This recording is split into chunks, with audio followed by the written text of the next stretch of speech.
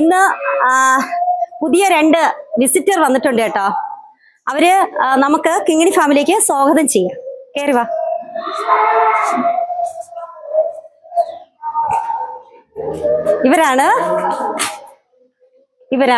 ഇവര് പഠിത്തത്തിന്റെ ഭാഗമായിട്ട് വന്നതാണ്. നമുക്ക് അവരോട് തന്നെ ചോദിക്കാം എന്താണ് വന്നത് എന്നുള്ള ഉദ്ദേശത്തിന് അവരോട് തന്നെ ചോദിക്കാം. എന്താണ് വന്നത് ഇവിടെ? മാം, ഞാൻ college of dairy science and ടെക്നോളജിയിൽ വരുന്നതാണ്. വെറ്റിനറി യൂണിവേഴ്സിറ്റിയുടെ അണ്ടറിൽ വരുന്നതാണ്. അപ്പൊ കോഴ്സിന്റെ ഭാഗമായിട്ട് ഞങ്ങൾക്ക് ഇങ്ങനെ ഫാം ഒക്കെ വിസിറ്റ് ചെയ്തിട്ട് ഇവിടുത്തെ പ്രവൃത്തി എങ്ങനെയാണ്, പിന്നെ എത്ര പശുക്കളുണ്ട്, അതിനെ പറ്റിയിട്ടുള്ള വിവരങ്ങൾ അറിയാനായിട്ട് വന്നതാണ്. ഓക്കെ. അപ്പൊ നമുക്ക് പറഞ്ഞു കൊടുക്കാം. എനിക്ക് അറിയാവുന്നത് പോലെ അവർക്ക് ഞാൻ പറഞ്ഞു കൊടുക്കാം. ഓക്കെ, വാ അകത്തോട്ട് വാ. ഇപ്പോ എന്താണ് ആദ്യം അറിയേണ്ടത്? ഇവിടെ എത്ര പശുക്കളുണ്ട് എന്നല്ലേ? ഇവിടെ ഇപ്പൊ നമുക്ക് 30 പശുവുണ്ട്. 30 പശുവില് കറവയുള്ളത് ഒരു 25 പശു കറവയുണ്ട്. 25 കറവയുണ്ട്. പിന്നെ ബാക്കി ഒരു 3 പശു ചെനയാണ്. ചെനപ്പശു എന്ന് വെച്ചാൽ ഗർഭിണി പ്രഗ്നന്റ് ആണ്. 3 പശു പ്രഗ്നന്റ്. ബാക്കി 2 കുട്ടികൾ. അപ്പം ഇനി ഇവരുടെ വേറെ എന്താണ് അറിയേണ്ടേ? ഈ ഫാം എപ്പോഴാണ് തുടങ്ങിയത്? ഞങ്ങള് തുടങ്ങിയിട്ട് 10 വർഷമായി. ഞങ്ങള് ഒരു പശുവിൽ നിന്ന് തുടങ്ങിയതാണ്. ഇപ്പം വേറെ ഗവൺമെന്റ് ജോലിക്ക് പോകണ്ട എന്നുള്ളതിന് ഇവർക്ക് കിട്ടുമല്ലോ, ജോലി കിട്ടുമല്ലോ. പക്ഷെ അവിടെ പോകണ്ടെന്ന് വിചാരിച്ച് ഒരു പശുവിലൊന്ന് സ്റ്റാർട്ട് ചെയ്തതാ. സ്റ്റാർട്ട് ചെയ്ത് 1, 2 ഇങ്ങനെയായി 40 പശു വരെ ഉണ്ടായിരുന്നു.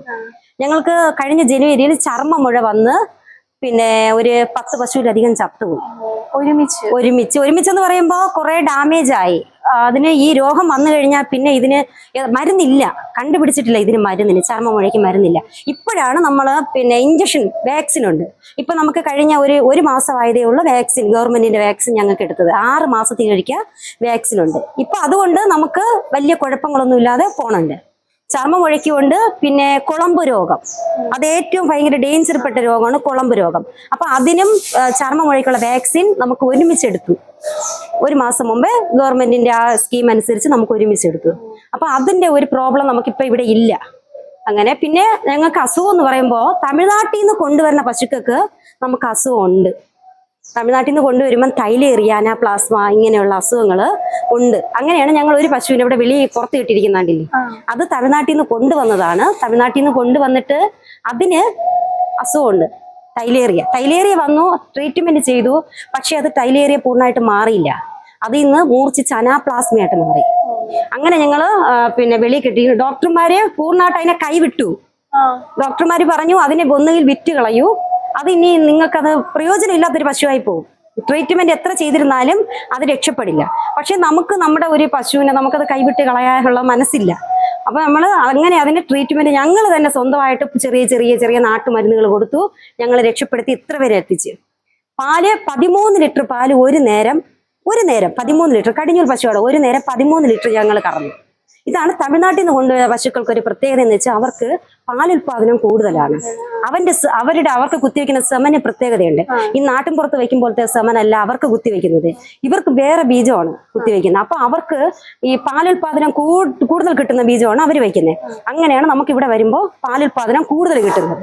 പക്ഷെ നമ്മുടെ ഈ നാട്ടിൻ പുറത്ത് നിന്ന് പശു വാങ്ങിക്കുമ്പോൾ പാലുൽപാദനം കുറയും. കൂടുതൽ ആദ്യം കിട്ടിയിരുന്നാലും 3 മാസത്തിനപ്പുറം പാല് കൂടുതൽ കിട്ടില്ല. പിന്നെ കുറഞ്ഞു വരും. പക്ഷെ ഈ തമിഴ്നാട്ടിൽ നിന്ന് കൊണ്ടുവരുന്ന പശുക്കൾക്ക് പാലുൽപാദനം കൂടി വിൽക്കും. 1 വർഷം വരെ കണ്ടിന്യൂ ആയിട്ട് നിൽക്കുന്ന പാൽ കറവ കിട്ടുന്ന പശുക്കളുണ്ട്. അതൊരു പ്രത്യേകതയാണ് അവർക്ക്. പക്ഷെ അതിന്റെ സെമനാണ്, അതിന്റെ ബീജം, കുത്തിവെക്കുന്ന ബീജത്തിന്റെ ഒരു പ്രത്യേകതയാണ്. അങ്ങനെ അപ്പൊ ആ പശുവിനെ രക്ഷപ്പെടുത്തി ഞങ്ങൾ ഇത്രത്തോളം എത്തിച്ചു. ഇനി നാളെ എന്താണെന്ന് അറിയില്ല, പക്ഷെ ഇത്രത്തോളം നല്ലതാണ്. ഇന്ന് 9 ലിറ്റർ പാല് രാവിലെ ഉണ്ടായിരുന്നു. അത് അങ്ങനെ തമിഴ്നാട്ടിലെ പശുക്കളുടെ പ്രത്യേകത. പിന്നെ ഇതിനകത്ത് അസുഖം എന്ന് പറയുമ്പോൾ പനിയാണ്. പനി ചിലപ്പോ ഈ കാലാവസ്ഥ മാറി വരുമ്പോൾ പശുക്കൾക്ക് പെട്ടെന്ന്, മനുഷ്യരെ പോലെ തന്നെയാണ്, കാലാവസ്ഥ മാറി വരുമ്പോൾ പശുക്കൾക്ക് അസുഖം വരാറുണ്ട്. ഇപ്പം പെട്ടെന്ന് ചൂട് മാറി മഴ വരുമ്പോ, ഇങ്ങോട്ട് വാ,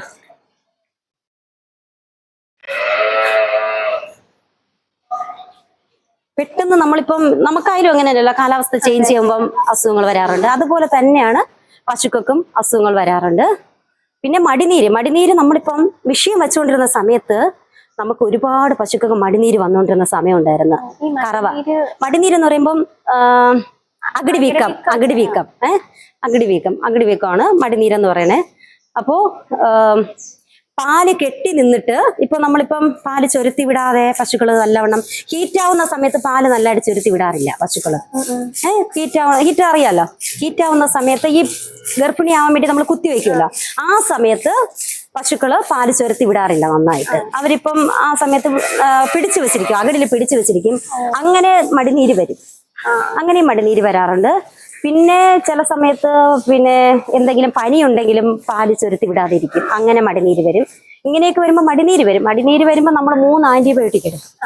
ആന്റിബയോട്ടിക് എടുക്കുമ്പോൾ തന്നെ പാല് പോവും, പശുവിന്റെ പാല് പോവും. പിന്നെ കുറച്ചൊരു 4-5 ദിവസം കഴിയുമ്പം വേണം ഇതിങ്ങനെ മാറി വരുള്ളൂ പാല്.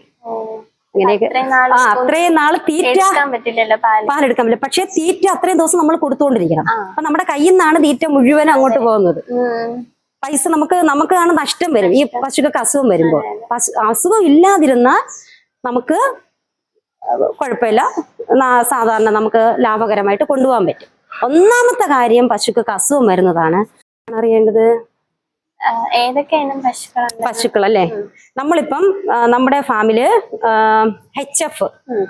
HF ഉണ്ട്, പിന്നെ ജേഴ്സി. ഇത് HF ആണ്. ഇവിടെ നിൽക്കുന്ന എല്ലാവരും HF ആണ്.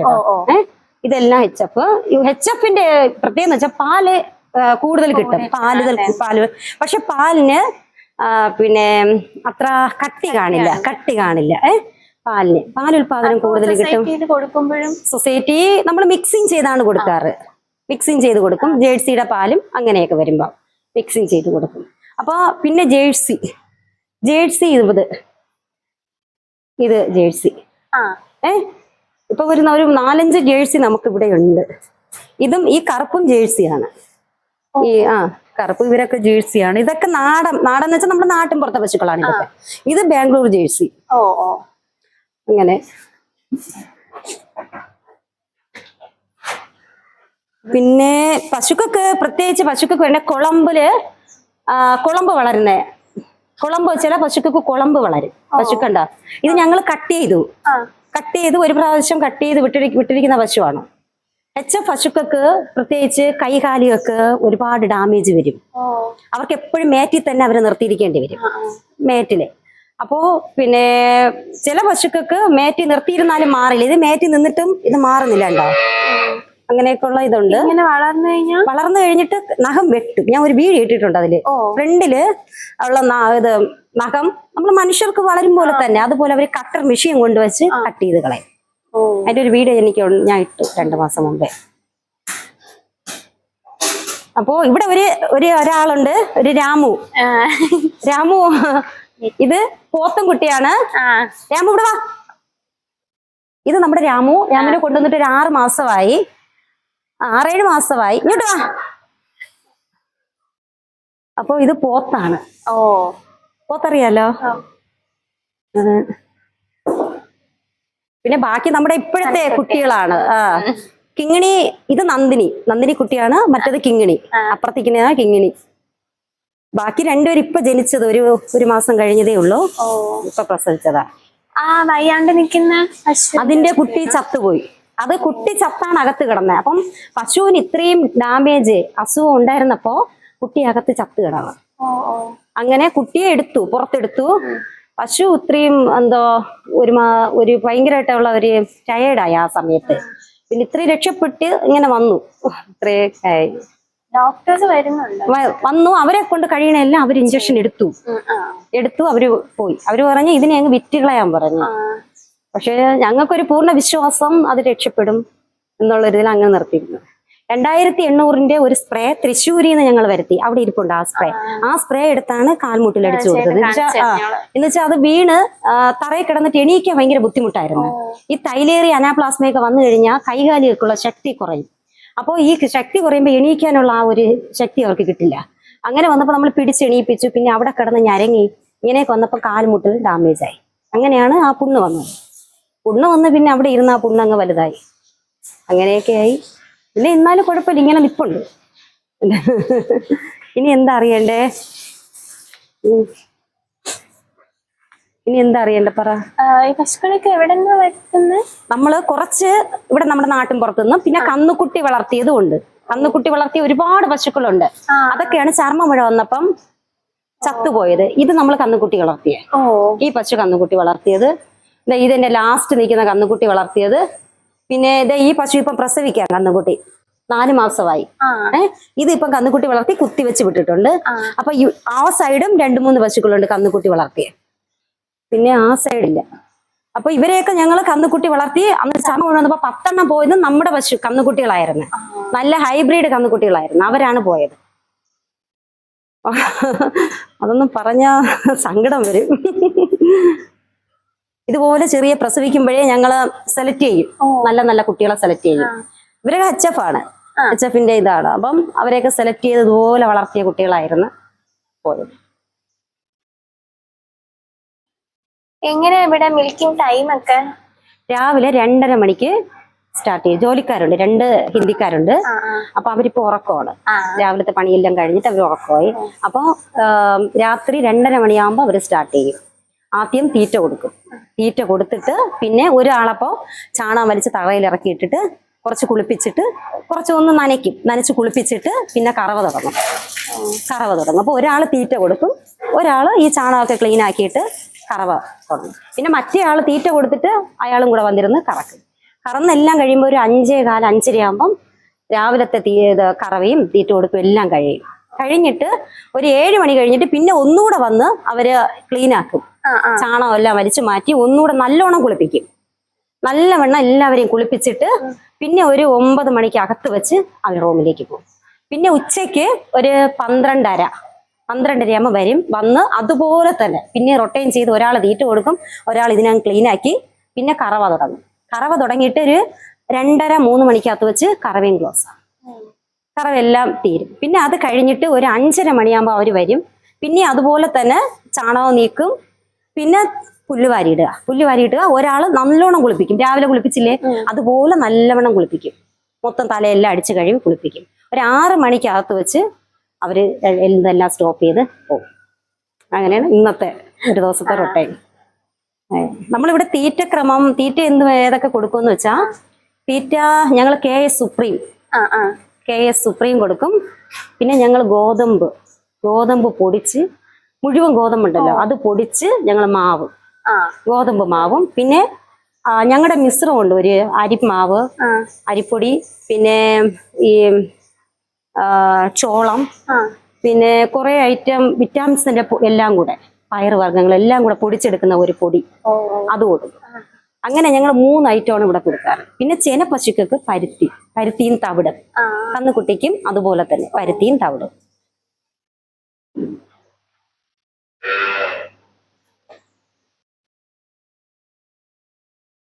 ബയോഗ്യാസ് പ്ലാന്റ് ഉണ്ട്. നമുക്ക് ബയോഗ്യാസ് ഉണ്ട്. നമ്മൾ ആദ്യം തുടങ്ങിയപ്പോൾ തന്നെ ബയോഗ്യാസ് പ്ലാന്റ്, ഒരു ഫാമില് ഏറ്റവും അത്യാവശ്യം എന്ന് പറയുന്നത് ബയോഗ്യാസ് പ്ലാന്റ്. ഇപ്പം നമുക്ക് ഒരുപാട് പ്രയോജനമാണ് ബയോഗ്യാസ് പ്ലാന്റ്. നമ്മുടെ വീട്ടിലെത്തിക്കും, ജോലിക്കാർക്കും അത് പ്രയോജനമാണ്. നമ്മുടെ വീട്ടിൽ ആവശ്യമുള്ള എല്ലാം. ഇപ്പൊ നീ വന്നപ്പോ തന്നെ ചോറിന് കഞ്ഞിക്ക് വെള്ളം വച്ചിട്ട് അരി ഇട്ടിട്ടാണ് വന്നത്. അപ്പൊ അത് അവിടെ ഇരുന്ന് ഞാൻ പോകുമ്പോ തന്നെ അത് ആയിക്കോളും, ഒന്നും നോക്കണ്ട, അതായിക്കോളും. പക്ഷെ അപ്പൊ നമുക്ക് 2 പേർക്കുള്ള ഗ്യാസ് കിട്ടും. ഇതാണ് ബയോഗ്യാസ്. നമ്മൾ എല്ലാ ചാണകവും ഇതിലിടാറില്ല, കുറച്ചൊരു എന്താ പറയാ, 1 അറവാന അല്ലെങ്കിൽ 2 അറവാന, ഇത്രയും ചാണകം ഇടുള്ളൂ ഇതില്. അത്രയും മതി. അത്ര ഇടുമ്പം തന്നെ നമുക്ക് 2 പേർക്കുള്ള ആവശ്യത്തിനുള്ള, വീട്ടുകാർക്ക് ആവശ്യമുള്ള ഗ്യാസ് ഇതിൽ കിട്ടും. വലിയ പ്രയോജനമാണ്. ഒരു ഫാം ചെയ്യുമ്പോൾ ഏറ്റവും അത്യാവശ്യം ബയോഗ്യാസ് പ്ലാന്റ് ആണ്. അപ്പൊ അത് നമുക്ക് ഇപ്പോഴത്തെ ഗ്യാസിന്റെ വില അനുസരിച്ച് നമുക്ക് ഒരുപാട് പ്രയോജനമാണ് ഇത്. അത് പക്ഷെ ഞാൻ ഇത് ഫാം ചെയ്തപ്പോൾ ഞാൻ തന്നെയാണ് ആദ്യം പറഞ്ഞത് നമുക്ക് ഇത് വെച്ചിട്ട്. പക്ഷെ ഇവിടെ പാറയാണ്. പക്ഷെ ഉള്ള സ്ഥലത്ത് ഞങ്ങളത് ചെറിയൊരു പ്ലാന്റ് ആയാലും നമ്മളത് ചെയ്യും. പിന്നെ നമ്മുടെ ചാണകപ്പൊടി, ബാക്കിയുള്ള ചാണകപ്പൊടി നമ്മൾ ചെയ്തതെന്ന് വെച്ചാൽ, അവിടെ കാണില്ലേ ഷെഡ്, അത് UV ഷീറ്റ് അടിച്ച് ഞങ്ങള് അതിനടിയിലിടും. ഇപ്പം മഴ പിസറടിച്ച് കുറച്ചൊരു നനവുണ്ട്. പക്ഷെ അത് പിന്നെ ഇത്തിരി വെയിൽ വരണതും ആ വെയിൽ അടിച്ച് താനെ നല്ലോണം ഉണങ്ങും, നന്നായിട്ട് ഉണങ്ങും. അങ്ങനെ ഞങ്ങള് 2 ഷെഡായിട്ട് അടിച്ചിട്ടിട്ടുണ്ട്. ബാക്കി ഈ പച്ച ചാണകം ബാരലിലാക്കി 2 നേരം 2 നേരം കുറേശ്ശെ ചാണകം. ഞങ്ങളുടെ പുൽകൃഷിയുണ്ട് ഞങ്ങൾക്ക് 2.5 ഏക്കറിലധികം പുൽകൃഷിയുണ്ട്, ഈ പശുക്കൾക്ക് വേണ്ടിയുള്ള പുൽകൃഷി. അപ്പൊ അവിടത്തേക്ക് ഞങ്ങൾ ബാരലിലാക്കി വണ്ടിയിലടിക്കും. വണ്ടിയിൽ പുൽകൃഷിക്ക് വേണ്ടിയിട്ട് ഞങ്ങൾ അങ്ങനെ കൊണ്ടുപോകും. അങ്ങനെ കൊണ്ടുപോകും പച്ച ചാണകം. പിന്നെ കുറച്ച് ചാണകമേ ഉള്ളൂ, അത് ബയോഗ്യാസിലിട്ട് ഞങ്ങൾ ഈ ഷെഡിലിട്ട് ഉണക്കി കുറച്ച് സപ്ലൈ ഉണ്ട് ചാണകപ്പൊടി, വെളിയിൽ കൊടുക്കും. അങ്ങനെ ഞങ്ങളുടെ ഫാം ഇങ്ങനെ അങ്ങ് പോകുന്നു, തട്ടിയും മുട്ടിയും പോകുന്നു. പുതിയതായിട്ട് ഒരാള് ഇപ്പം ഈ മേഖലയിലേക്ക് കടന്നു വരുന്നവർക്ക് ഒരുപാട് പഠിക്കാനുണ്ട്. ഞങ്ങൾ പഠിക്കാതെയാണ് ഇതിനകത്ത് കയറിയത്. ഞാൻ പറഞ്ഞില്ലേ, ഹസ്ബൻഡ് ആർമിയിൽ നിന്ന് വന്നു, ഒന്നും നോക്കാതെ എന്റെ ഇഷ്ടത്തിന് പശുക്ക് എന്താണെന്ന് പോലും അറിഞ്ഞുകൂടാത്ത ഞാനാണ് ഇതിലേക്ക് ഇറങ്ങിയത്. അപ്പോ ഇത്രയും എത്തിച്ചെന്ന് പറയുമ്പോ ഒരുപാട് ബാധ്യതയുണ്ട്. നമ്മളിപ്പോ ഒരു പശു നമുക്ക് ഡാമേജ് ആവുമ്പോ നമ്മൾ അതിനെ മാനേജ് ചെയ്യാൻ വേണ്ടിയിട്ട് ഒന്നുകിൽ സ്വർണ്ണോ അല്ലെങ്കിൽ ബാങ്കിൽ പോയി പിന്നെ ഇത് ലോൺ എടുത്തോ അടുത്ത ഒരു പശു കൊണ്ടുവരും. അല്ലെങ്കിൽ നമുക്കിത് സക്സസ് ആയിട്ട് കൊണ്ടുപോകാൻ പറ്റൂല, ജോലിക്കാർക്ക് നമുക്ക് കൂലി കൊടുക്കണം ആ മാസം ആവുമ്പോ. നമ്മളപ്പോ ബാങ്കിൽ നിന്ന് ലോൺ എടുത്തിട്ടുണ്ട്, പഴയ പശു ചത്തതിന്റെ ലോണും കാണും. അപ്പൊ എല്ലാം കൂടെ നമുക്ക് അടയ്ക്കണ്ടേ. അങ്ങനെയൊക്കെ വരുമ്പോ ഇതിങ്ങനെ അങ്ങ് പോകുന്നു. നിലവിൽ പ്രോഫിറ്റ് ആയിട്ട് തന്നെ പോകുന്നു. പ്രോഫിറ്റ് എന്ന് പറയുമ്പോ നമ്മുടേതായ രീതിയിൽ നമുക്ക് കിട്ടുന്നുണ്ട്. കുഴപ്പമില്ല, നമ്മുടെ ആ ജോലിക്കൂലി നമുക്ക് കിട്ടുന്നുണ്ട്. അങ്ങനെ അങ്ങ് പോകുന്നു. അത് ഇനി വേറെ എന്തെങ്കിലും അറിയാനുണ്ടോ? ഇത്രയേ ഉള്ളോ? ഇനിയിപ്പോ അടുത്ത് 12:30 ആവാറായി കാണും. പിള്ളേർ വന്ന് ചാണകം നീക്കി. എന്നുവെച്ചാൽ ഈ ഫാമില് ഏത് ഫാമായാലും ശരിയല്ലേ, ചാണകം പശുക്കള് ഇടും. എത്ര വൃത്തിയാക്കി നമ്മൾ ഇട്ടിരുന്നാലും കുളിപ്പിച്ചിട്ടിട്ട് പോയരുത്. അതിന് കുറെ കഴിയുമ്പോൾ അവരെ എണീക്കും, ഒന്ന് ചവിട്ടും, ഒന്ന് അങ്ങോട്ടും ഇങ്ങോട്ടാക്കും. അപ്പൊ തന്നെ അവിടെ വൃത്തികേടാവും. എത്ര വൃത്തിയാക്കി വെച്ചിരുന്നാലും കഴുകിക്കൊണ്ടിരിക്കുമ്പോഴായിരിക്കും അവിടെ ചാണകം ഇടുന്നത്. അതുകൊണ്ട് എത്ര നമ്മൾ വൃത്തിയാക്കിയാലും പിന്നെ ഇത് തന്നെയാണ്. എന്ന് പറയുമ്പോൾ നമ്മുടെ ഷീറ്റ് നമ്മൾ ഇതെല്ലാം അടിച്ചതാണ്. ഒരു 10 വർഷമായി. ഇതെല്ലാം ഡാമേജ് ആയി, കണ്ടോ, എല്ലാം തുരുമ്പെടുത്ത്. ഇപ്പൊ ഈ ചാണകത്തിന്റെ ഗ്യാസ് നേരെ മുകളിലോട്ട് പോയി പശുവിന്റെ. അപ്പം കുറച്ചൊക്കെ ഇതെല്ലാം ഡാമേജ് ആയി. അപ്പൊ അതൊക്കെ ഇനി ഒന്ന് ക്ലിയർ ആക്കണം ഒന്ന്. പിന്നെ സബ്സിഡി അങ്ങനെ എന്തെങ്കിലും? സബ്സിഡി ഒക്കെ കിട്ടും. നമുക്ക് ഒരിക്കൽ 10 പശുവിന്റെ നമുക്ക് ഇതിന്റെ നബാർഡിന്റെ സ്കീം അനുസരിച്ച് 10 പശുവിന്റെ അത് കിട്ടി നമുക്ക്. പിന്നെ നമുക്ക് വേറെ എന്താ, അത്രയും തന്നെ. കാലിത്തീറ്റ സബ്സിഡി അങ്ങനെ? കാലിത്തീറ്റ സബ്സിഡി ഒന്നും അങ്ങനെയൊന്നും ഞങ്ങള് ഇപ്പം മിൽമേന്നല്ല, ഞങ്ങൾ സൊസൈറ്റി നല്ല കാലിത്തീറ്റ എടുക്കാറ്. ഞങ്ങൾ വെളിയിൽ നിന്നാണ് ഇപ്പം എന്താ പ്രൈവറ്റ് കമ്പനിയിൽ നിന്നാണ് ഞങ്ങൾ എടുക്കാറ്. ഹോൾസെയിലായിട്ട് അവര് നമുക്ക് കൊണ്ടുതരും. അപ്പൊ നമുക്കങ്ങനെ സബ്സിഡി ആയിട്ടോ അങ്ങനെയൊന്നും നമുക്ക് കിട്ടാറില്ല. അങ്ങനെയുള്ള വലിയ ഇതായിട്ടൊന്നും നമുക്ക് കിട്ടാറില്ല. പുൽകൃഷിക്കാണെങ്കിലും പുൽകൃഷിക്ക് കിട്ടും. ക്ഷീരവികസന ഓഫീസിൽ നിന്ന് നമുക്ക് നല്ല ഒരു പിന്നെ എല്ലാ സഹകരണവും ഉണ്ട്. ഇപ്പം മേഡം പറഞ്ഞില്ലേ, ആ മേഡം എന്ന് വെച്ചാൽ നിഷ മേഡം നമുക്ക് നല്ലൊരു ഹെൽപ്പാണ്. എന്ത് വിളിച്ചാലും മേഡത്തിന് ഒരു മെസ്സേജ് ഇട്ടിരുന്നാൽ മതി വാട്സപ്പിൽ. മേഡം ഏത് തിരക്കായിരുന്നാലും നമുക്ക് റിപ്ലൈ തരും. നമുക്കുള്ള ഒരു സഹകരണം മേഡത്തിന്റെ ഭാഗത്തു നിന്നുണ്ട്. എല്ലാവരും, മേഡം മാത്രമല്ല അവിടെയുള്ള എല്ലാവരും നല്ലവരാണ്. കോഴിയുടെ കൃഷി ഉണ്ടോ അവിടെ? കോഴി എനിക്കൊരു 19 കോഴിയുണ്ട്. നാടൻ കോഴി. നാടൻ കോഴി അത് കൃഷി അങ്ങനെ ഇതിന്റെ അകത്ത് ഇവരെ ഇപ്പൊ തുറന്നു വിടാറില്ല. ഇവരെ ഒരു ഫാമിന്റെ കാര്യങ്ങളൊക്കെ ഒരു 2:30-3 മണിയാകുമ്പോൾ കഴിയുമല്ലോ, അപ്പോഴ് തുറന്നു വിടും. തുറന്നു വിട്ട് കഴിഞ്ഞിട്ട് അപ്പൊ എന്ത് ചെയ്യും, അല്ലെങ്കിൽ ഒരു ശല്യമാണ്. ഇതിനകത്ത് പശുക്കളെ തീറ്റ കൊടുക്കുന്ന സമയത്തൊക്കെ വന്ന് കിടന്ന് ശല്യപ്പെടുത്തും. പിന്നെ ഈ കോഴിയുടെ ഇതൊക്കെ ഈ പശുക്കളെ തീറ്റയകത്ത് ആയി കഴിഞ്ഞാൽ പശുക്കളെ തീറ്റയൊന്നും നല്ല തിന്നില്ല. അതുകൊണ്ട് ആ സമയം കഴിഞ്ഞ് കോഴിയെ തുറന്നു. ആവശ്യമുള്ള മുട്ട കിട്ടും. പിന്നെ എല്ലാ ഞായറാഴ്ചയും പറ്റുവാണെങ്കിൽ ഞങ്ങൾ ഇതിൽ നിന്ന് തന്നെ കുറെ പൂവൻ കോഴികളെ പിടിച്ച് ശരിയാക്കും. അപ്പൊ നമുക്ക് നല്ലൊരു പ്രയോജനമാണ് ഈ നാടൻ കോഴികളെ ഇങ്ങനെ. അപ്പൊ ഒരു പോത്ത് ഒരാളെ അതുകൊണ്ട് അവന്റെ പേര് രാമു. ഒരുപാട് വീഡിയോ ഉണ്ട് രാമുവിനെ കുറിച്ച്. പിന്നെ ആടൊന്നുമില്ല? ഇല്ല ആടില്ല. വളർത്തിയിട്ടുണ്ട്. ആട് ആദ്യം ഞങ്ങൾ 2-3 ആടായിരുന്നു ഇവിടെ കൊണ്ടുവന്നത്. പക്ഷെ ആട് കൊണ്ട് നമുക്കൊരു പ്രയോജനം ഉണ്ടായില്ല. അതുകൊണ്ട് അധികം ആരും കുടിക്കത്തില്ല, പാലെടുക്കേയില്ല. പാൽ ആ കുട്ടികൾ തന്നെ അങ്ങ് കുടിക്കുമായിരുന്നു. അപ്പൊ പിന്നെ ഒരു പ്രയോജനം ഇല്ലാത്തത് കൊണ്ടാണ് ഞങ്ങൾ പിന്നെ ഈ ഒരു പശു കെട്ടി ഇങ്ങനെ ആയത്. അപ്പൊ ഇനി എന്തെങ്കിലും അറിയാനുണ്ടോ? കഴിഞ്ഞു. ഇത് ജസ്റ്റ് ഒരു റെക്കോർഡ് എഴുതണം. ഇങ്ങനെ ഒരു ഫാം വിസിറ്റ് നടത്തിയിട്ട് ഞാനിവിടെ പെരിങ്ങടവിള ബ്ലോക്കിലാണ് എക്സ്റ്റൻഷൻ ട്രെയിനിങ്ങിന് വന്ന 7 ദിവസത്തെ ട്രെയിനിങ്ങാ. അപ്പൊ അതിനിടയിൽ തന്നെ ഒരു 2-3 സൊസൈറ്റികളും ഫാമുകളൊക്കെ വിസിറ്റ്. നമ്മുടെ തോട്ടവര സൊസൈറ്റി പോയാ? തോട്ടവാരത്ത് പോണം, തിങ്കളാഴ്ച പോകുന്നുണ്ട്. ഇത് ഞങ്ങളുടെ പഴയ ചാപ്പ് കട്ടറാണ്. ഞങ്ങള് പുല്ല് കട്ട് ചെയ്യുന്ന ഇത് പഴയതാണ്. പക്ഷെ ഇത് ഞങ്ങൾ പുതിയതിന് ഇപ്പൊ അപേക്ഷ കൊടുത്തിട്ടുണ്ട്. ഞങ്ങൾക്ക് സാക്ഷൻ ആയി. മേഡം ഇന്നലെ പറഞ്ഞു നമുക്ക് പുതിയതിന് സാക്ഷൻ ആയിട്ടുണ്ട്. അപ്പോ ഇതിപ്പോ പഴയതാണ്, വലിയതായിട്ട് കട്ടാകുന്നില്ല. നമ്മളിപ്പോ സൂപ്പർ നേപ്പിയർ പുല്ലാണ് നമ്മൾ വെച്ചിട്ടുള്ളത്. സൂപ്പർ നേപ്പിയർ പുല്ലാണ് വെച്ചിട്ടുള്ളത്.